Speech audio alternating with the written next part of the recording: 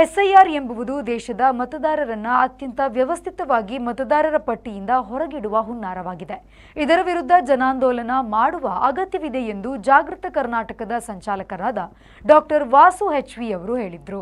ದಕ್ಷಿಣ ಕನ್ನಡ ಜಿಲ್ಲಾ ಕಾಂಗ್ರೆಸ್ ಪ್ರಚಾರ ಸಮಿತಿಯ ವತಿಯಿಂದ ಪಕ್ಷದ ಜಿಲ್ಲಾ ಕಚೇರಿಯಲ್ಲಿ ಸೋಮವಾರ ನಡೆದ ಮತದಾರರ ಪಟ್ಟಿಯ ವಿಶೇಷ ಸಮಗ್ರ ಪರಿಷ್ಕರಣೆಯ ಕುರಿತು ವಿಚಾರ ಸಂಕಿರಣದಲ್ಲಿ ಸಂಪನ್ಮೂಲ ವ್ಯಕ್ತಿಯಾಗಿ ಭಾಗವಹಿಸಿ ಅವರು ಮಾತನಾಡಿದರು.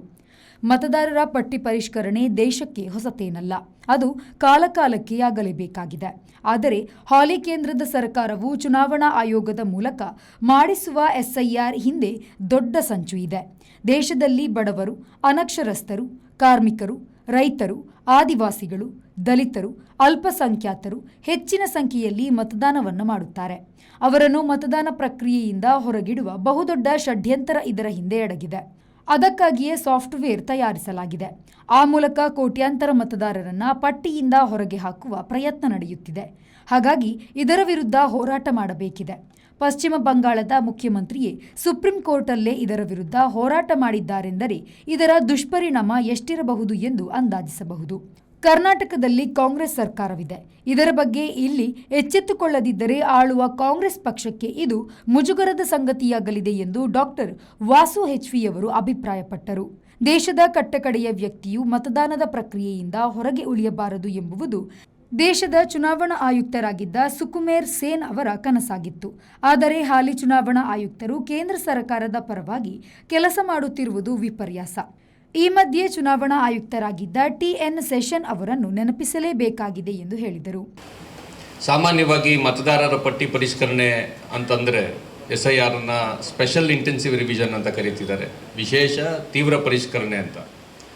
ಮತದಾರರ ಪಟ್ಟಿಯ ಪರಿಷ್ಕರಣೆ ಒಂದು ಸಾಮಾನ್ಯವಾಗಿ ಯಾವಾಗಲೂ ಕೂಡ ನಡೀತಕ್ಕಂಥ ಮತ್ತು ನಡಿಬೇಕಾಗಿರ್ತಕ್ಕಂಥ ಒಂದು ಪ್ರಕ್ರಿಯೆ. ಮತದಾರರ ಪಟ್ಟಿ ಪರಿಷ್ಕರಣೆ ಆಗಬಾರ್ದು ಅಂತ ಈ ರಾಜ್ಯದ, ಈ ದೇಶದ ಯಾವುದೇ ರಾಜಕೀಯ ಪಕ್ಷ ಅಥವಾ ಯಾವುದೇ ನಾಗರಿಕರು ಹೇಳೋದಕ್ಕೆ ಸಾಧ್ಯನೇ ಇಲ್ಲ. ಅದೊಂದು ನಿರಂತರವಾಗಿ ಒಂದು ಹೆಲ್ದಿ ಎಲೆಕ್ಟರಲ್ ರೋಲ್, ಒಂದು ಆರೋಗ್ಯಕರವಾದಂಥ ಮತದಾರರ ಪಟ್ಟಿ ಇರಬೇಕು ಅಂತಂದ್ರೇ ಮತದಾರರ ಪಟ್ಟಿ ನಿರಂತರವಾಗಿ ಪರಿಷ್ಕರಣೆ ಆಗ್ತಾನೆ ಇರೋದು. ಹಾಗಾಗಿ ಯಾಕೆ ಇವಾಗ ಇದರ ಬಗ್ಗೆ ಇಷ್ಟೊಂದು ಚರ್ಚೆ ಎದ್ದಿದೆ? ಯಾಕೆ ಕೆಲವು ದೇಶಗಳಲ್ಲಿ, ಕೆಲವು ರಾಜ್ಯಗಳಲ್ಲಿ ಭಾಳ ತೀವ್ರವಾದಂಥ ಒಂದು ಪೈಪೋಟಿ, ಒಂದು ವೈಚಾರಿಕವಾದಂಥ ಯುದ್ಧ ಯಾಕೆ ನಡೀತಾ ಇದೆ?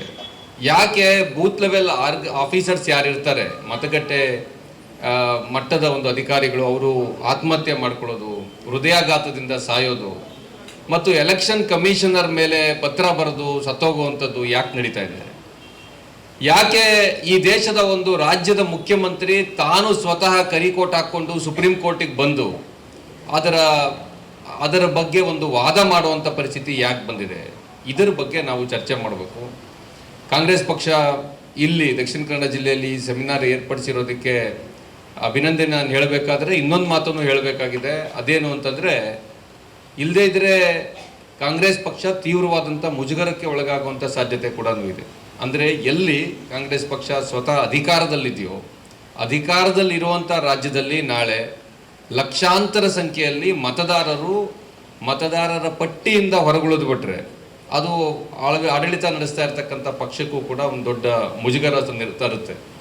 ಹಾಗಾಗಿ ಈಗಿನಿಂದ ಅಂದರೆ ಇನ್ನೂ SIR ಆರಂಭ ಆಗಿಲ್ಲ ಅಂತಲ್ಲ, ಕರ್ನಾಟಕದಲ್ಲಾಗಲೇ SIRನ ತಯಾರಿ ಶುರು ಆಗಿಬಿಟ್ಟಿದೆ. ಅದ್ರ ಬಗ್ಗೆ ನನ್ನ ತಯಾರಿ ಏನು ಅಂತ ಕೂಡ ನಿಮಗೆ ಹೇಳ್ತೀನಿ. ಹೀಗಾಗಿ ಕಾಂಗ್ರೆಸ್ ಪಕ್ಷ ಪ್ರತಿಯೊಂದು ವಿಧಾನಸಭಾ ಕ್ಷೇತ್ರದಲ್ಲಿ ಮುಂದಿನ 1 ಅಥವಾ 2 ತಿಂಗಳಲ್ಲಿ ಈ ಥರದ ಒಂದು ಸೆಮಿನಾರನ್ನು ಮತ್ತು ಬೂತ್ ಲೆವೆಲ್ ಏಜೆಂಟ್ಸ್ಗೆ ಮಾಡಬೇಕಾಗಿರುವಂಥ ತರಬೇತಿಯನ್ನು ಮುಗಿಸಲೇಬೇಕಾಗಿರುವಂಥ ಒಂದು ತುರ್ತು ಕೂಡ ಇದೆ ಅಂತ ನನಗನ್ನಿಸ್ತದೆ. ನಾನು ಆಗಲೇ ಹೇಳ್ದಂಗೆ ಇದಕ್ಕೆ ಸಂಬಂಧಪಟ್ಟಂಥ ಟೆಕ್ನಿಕಲ್ ವಿಚಾರಗಳನ್ನು ಒಬ್ಬ ಬೂತ್ ಲೆವೆಲ್ ಏಜೆಂಟ್ BLA ಒಂದು ಮಾನ್ಯತೆ ಪಡೆದಂಥ ರಾಜಕೀಯ ಪಕ್ಷದಿಂದ ನಿಯೋಜಿತವಾಗುವ ಒಬ್ಬ BLA ಏನು ಮಾಡಬೇಕು ಅನ್ನೋ ವಿಚಾರಕ್ಕೆ ನಾನು ಇವತ್ತಿಲ್ಲಿ ಹೋಗೋದಿಲ್ಲ. ಅದು ನಾಳೆ ಬಂಟ್ವಾಳದಲ್ಲಿ ನಡೆಯುವಂಥ ಕಾರ್ಯಕ್ರಮದಲ್ಲಿ ನೀವು ಕೂಡ ಕೆಲವರು ಭಾಗವಹಿಸ್ಬೋದು. ಅದರಲ್ಲಿ ಭಾಳ ವಿವರವಾಗಿ ನಾವು ತಯಾರು ಮಾಡಿರ್ತಕ್ಕಂಥ ಒಂದು ಟ್ರೈನಿಂಗ್ ಮಾಡ್ಯೂಲ್ ಇದೆ. ನಾವು ಅಂತಂದರೆ ನಾನು ಯೋಗೇಂದ್ರ ಯಾದವ್ ಮತ್ತು ವಿಜಯ ಮಹಾಜನ್ ಅವರ ನೇತೃತ್ವದಲ್ಲಿರ್ತಕ್ಕಂಥ ಭಾರತ್ ಜೋಡೋ ಅಭಿಯಾನ್ ಅನ್ನುವಂಥ ಒಂದು ಅಖಿಲ ಭಾರತ ಮಟ್ಟದ ವೇದಿಕೆ ಇದೆ. ಆ ವೇದಿಕೆಯ ರಾಷ್ಟ್ರೀಯ ಪ್ರಧಾನ ಕಾರ್ಯದರ್ಶಿಯಾಗಿ ನಾನು ಕೂಡ ಕೆಲಸ ಮಾಡ್ತಾ ಇದ್ದೀನಿ. ಅದರ ಕಡೆಯಿಂದ ಇಂಡಿಯಾ ಒಕ್ಕೂಟದ ಪಕ್ಷಗಳು ಸಕ್ರಿಯವಾಗಿರುವಂಥ ದೇಶದ ಎಲ್ಲ ಕಡೆಯ BLAಗಳಿಗೆ ಟ್ರೈನಿಂಗ್ ಕೊಡುವಂಥ ಒಂದು ಮಾಡ್ಯೂಲ್ನ ನಾವು ತಯಾರು ಮಾಡಿದ್ದೀವಿ. ಈಗಾಗಲೇ ಬೇರೆ ಬೇರೆ ರಾಜ್ಯಗಳಲ್ಲಿ ಅದ್ರ ಬಗ್ಗೆ ತರಬೇತಿ ಕೂಡ ಕೊಟ್ಟಿದ್ದೀವಿ.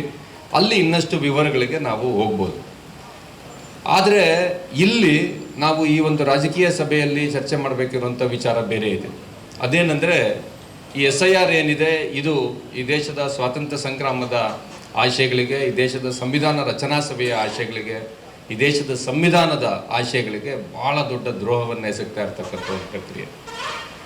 ಯಾಕಿದು ಅನ್ನೋದನ್ನು ಅರ್ಥ ಮಾಡ್ಕೋಬೇಕಂದ್ರೆ, ನಮಗೆ ಪ್ರಜಾಪ್ರಭುತ್ವದಲ್ಲಿ ಪ್ರಪಂಚದ ಬೇರೆ ಬೇರೆ ಭಾಗದಲ್ಲಿ ವೋಟಿನ ಹಕ್ಕು ಯಾವ ರೀತಿಯಲ್ಲಿ ಬಂತು ಇಂದ ನಾವು ಶುರು ಮಾಡಿದರೆ ಮಾತ್ರ ನಮಗಿದು ಅರ್ಥ ಆಗುತ್ತೆ. ಕೆಪಿಸಿಸಿ ಪ್ರಚಾರ ಸಮಿತಿಯ ಮುಖ್ಯ ಸಂಯೋಜಕ ಸುಧೀರ್ ಕುಮಾರ್ ಮುರೊಳ್ಳಿ SIR ಬಗ್ಗೆ ಮಾಹಿತಿಯನ್ನು ನೀಡಿದರು. ಕೆಪಿಸಿಸಿ ಪ್ರಚಾರ ಸಮಿತಿಯ ಮುಖ್ಯ ಸಂಯೋಜಕ ಸುಧೀರ್ ಕುಮಾರ್ ಮುರೊಳ್ಳಿ SIR ಬಗ್ಗೆ ಮಾಹಿತಿಯನ್ನು ನೀಡಿದರು. ಕರ್ನಾಟಕದಲ್ಲಿ ಕೋಮುವಾದಿ ರಾಜಕಾರಣದ ವಿರುದ್ಧ ಒಂದು ಸಶಕ್ತವಾದಂಥ ರಾಜಕೀಯ ವೇದಿಕೆಯಾಗಿ ಕಾಂಗ್ರೆಸ್ ಈಗ ಅನಿವಾರ್ಯ ಅಂತ ತಿಳಿದು ಅದಕ್ಕೆ ಅವರು ಕೆಲಸ ಮಾಡ್ತಾರೆ.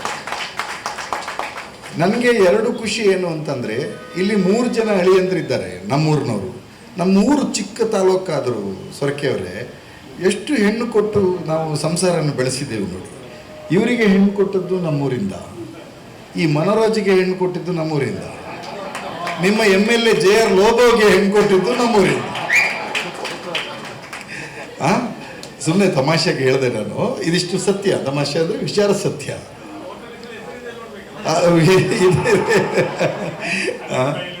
ಅವರು ಲೋಬೋ ಅವರು ನಮ್ಮೂರಲ್ಲಿ ತಹಶೀಲ್ದಾರ್ ಸಹ ಆಗಿದ್ದರು. ಆಮೇಲೆ ಲೋಬೋ ಅವರ ಮಾವ ನಮ್ಮೂರಿನ ನಗರಸಭೆಯ ಪುರಸಭೆಯ ಅಧ್ಯಕ್ಷರು ಸಹಿತ ಆಗಿದ್ದರು ಅವರು, ಡಯಾಸ್ ಅಂತ ಹೇಳಿ. ಹಾಗೆ ನೋಡಿ, ಮೊನರಾಜು ಸಹಿತ ನಮ್ಮೂರಳಿಯ. ಈಗ ಒಂದು ವಾಸು ಅವರು ಹೇಳಿದ್ದು, ನಮ್ಮ ವೋಟರ್ ಲಿಸ್ಟು ಅಥವಾ ನಮ್ಮ ವೋಟ್ ಹೇಗೆ ಹ್ಯಾಕ್ ಆಗಬಹುದು SIR ಮೂಲಕ ಅಂತ. ಅದಕ್ಕೆ ನನ್ನ ಒಂದು ನೆರೇಷನ್ ಏನಂದರೆ, ಸದ್ಯಕ್ಕೆ ಭಾರತದ ಸರ್ಕಾರ ಚುನಾವಣಾ ಆಯೋಗದ ಮುಖೇನ ನಿಮ್ಮೆಲ್ಲರ ಮೇಲೆ, BJPಗರ ಮೇಲೆ, RSSನವರ ಮೇಲೆ, SDP, PFI, ಜನತಾದಳ, ಕಮ್ಯುನಿಸ್ಟು ಎಲ್ಲರ ಮೇಲೂ ಸಹಿತ FIR ಹಾಕಿದೆ. SIR ಮೂಲಕ ಒಂದು FIR ಹಾಕಿದೆ. ಅದರ ಅರ್ಥ ಏನು ಅಂದರೆ, ನೀವು ನಮ್ಮ ಮತದಾರರು ಹೌದೋ ಅಲ್ವೋ ಎನ್ನುವ ಅನುಮಾನ ಅವರಿಗೆ ಉಂಟು ಅಂಥೇಳಿ ನಮ್ಮನ್ನೆಲ್ಲರೂ ಅನುಮಾನಾಸ್ಪದ ವ್ಯಕ್ತಿಗಳಾಗಿ ನೋಡಿದೆ. ಸೊ ಅಲ್ಲಿ ಯಾರೋ ಒಬ್ಬರು ಪ್ರಶ್ನೆ ಕೇಳಿದ್ರು, ಇವತ್ತು ತುಂಬ ಕಾಂಗ್ರೆಸ್ ಯಾಕೆ ತಲೆಬಿಸಿ ಮಾಡ್ಕೊಳ್ತಿದೆ ಅಂತ. ನೆನಪಿಟ್ಕೊಳ್ಳಿ, ಈ ರೀತಿ ವಿಚಾರಗಳಿಗೆ BJPಯೇತರ ಪಕ್ಷವಾಗಿ ಒಂದು ದೇಶಾದ್ಯಂತ ಜಾಲವನ್ನು ಹೊಂದಿರುವ ಕಾಂಗ್ರೆಸ್ ಪಕ್ಷ ಜಾಗೃತಿ ಆಗದೇ ಇದ್ದರೆ ಈ ದೇಶದ ಪ್ರಜಾಪ್ರಭುತ್ವ ಉಳಿಯುವುದಿಲ್ಲ ಅನ್ನೋ ಕಾರಣಕ್ಕಾಗಿ ಕಾಂಗ್ರೆಸ್ ಜಾಗೃತಿ ಆಗಬೇಕು. ಮತ್ತು ಮತದಾನ ಅನ್ನೋದು ನಮಗೆ, ಯಾರು ಪ್ರಾಯಸಮರ್ಥರಾಗಿರ್ತೇವೆ, ನಮಗೆ ಇರುವ ಒಂದು ಹಕ್ಕು. ಯಾವ ರೀತಿ ಹಕ್ಕು ಅಂತ ಹೇಳಿದರೆ, ವೋಟ್ ಕೇಳಲಿಕ್ಕೆ ಬಂದವರಿಗೆ ಬಾಯಿ ತುಂಬ ಬೈಲಿಕ್ಕೆ ಇರುವ ಏಕೈಕ ಹಕ್ಕು ಅದು. ಕಾರ್ಯಕ್ರಮದಲ್ಲಿ ಕೆಪಿಸಿಸಿ ಪ್ರಚಾರ ಸಮಿತಿಯ ಅಧ್ಯಕ್ಷ ವಿನಯ್ ಕುಮಾರ್ ಸೊರಕೆ, ಮಾಜಿ ಶಾಸಕ JR ಲೋಬೋ, ಕರ್ನಾಟಕ ಪರಿಸರ ಪ್ರವಾಸೋದ್ಯಮ ಅಭಿವೃದ್ಧಿ ಮಂಡಳಿಯ ಅಧ್ಯಕ್ಷೆ ಶಾಲೆಟ್ ಪಿಂಟೋ, ಬ್ಯಾರಿ ಸಾಹಿತ್ಯ ಅಕಾಡೆಮಿಯ ಅಧ್ಯಕ್ಷ ಉಮರ್ UH, ಪಕ್ಷದ ಮುಖಂಡರಾದ ಪ್ರಭಾಕರ್ ಶ್ರೀಯಾನ್, KP ಥಾಮಸ್, ಸದಾಶಿವ ಶೆಟ್ಟಿ ಸುರತ್ಕಲ್, ಮುನೀರ್ ಬನ್ಸಾಲ್, ವಿಶ್ವಾಸ್ ಕುಮಾರ್ ದಾಸ್, J ಅಬ್ದುಲ್ ಸಲೀಂ, ಪದ್ಮನಾಭ ಕೋಟ್ಯಾನ್, ಮೋಹನ್ ಕೋಟ್ಯಾನ್, ಪುರುಷೋತ್ತಮ ಚಿತ್ರಾಪುರ, ನಾಗೇಶ್ ಗೌಡ, ಶಾಹುಲ್ ಹಮೀದ್ KK, ಅಪ್ಪಿಕೇಶವ ಮರೋಳಿ, ಲ್ಯಾನ್ಸಿ ಲಾಟ್ ಪಿಂಟೋ, ಹೊನ್ನಯ್ಯ ಮೋಹನ್ ಚಂದ್ರ, ನೀರಜ್ ಚಂದ್ರಪಾಲ್, ದಿನೇಶ್ ಮೂಳೂರು, ಪದ್ಮಪ್ರಸಾದ್ ಜೈನ್, ಅಸಿಂತಾ ಆಸ್ಪಿಡ್, ಪ್ರೇಮನಾಥ್ ಮೆಲ್ವಿನ್ ಡಿಸೋಜಾ, ಅಶೋಕ್ DK, ಗಿರೀಶ್ ಶೆಟ್ಟಿ, ಗಿರೀಶ್ ಆಳ್ವಾ, ರೂಪಾ, ಚೇತನ್, ಚಂದ್ರಕಲಾ ಜೋಗಿ, ರಜನೀಶ್, ಹಯಾತುಲ್ಲಾ ಖಾಮಿಲ್, ಇಲಿಯಾಸ್ ಕಡಬ, ಮುನಿರಾಜ್, ರಾಜೀವ ಮತ್ತಿತರರು ಉಪಸ್ಥಿತರಿದ್ದರು. Manjunath Prasad, V4 news, Mangaluru.